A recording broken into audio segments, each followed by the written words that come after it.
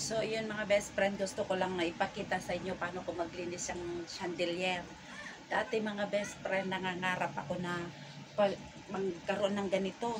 Pag nagagandahan kasi ko, pag may, diba, pumupunta ka sa isang, siyempre sa mga mayayaman na bahay, sa mga mayayaman, yung kanilang ilaw ay ganito, yung kanilang chandelier ay ganito. So, dati nangangarap ako, sabi ko, sana pag nagkabahay din ako, ganito din ang magiging ilaw namin, sabi ko sa bahay.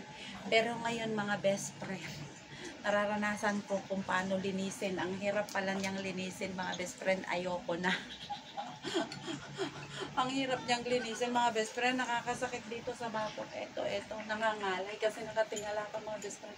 Kailangan mong dahan-dahanin siya mga best friend na pinupunas-punasan na ganun kasi mga best friend, maalikabok. Pangit siya mga best friend kapag ka marumi. Kailangan malinis siya para pag sinindihan yung ilaw, makintab. Ngayon mga best friend, naranasan ko gaano siya kahirap linisin. Ayoko na, okay na sa akin yung ilaw na yung ganon. Alam mo yung ilaw na pahaba na ganon or yung ilaw na bilog.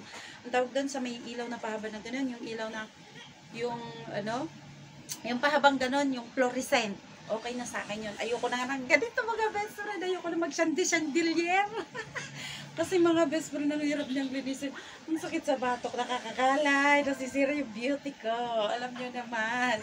Kaya mga best friend, okay na sa akin yung fluorescent. Ayoko na ng chandelier.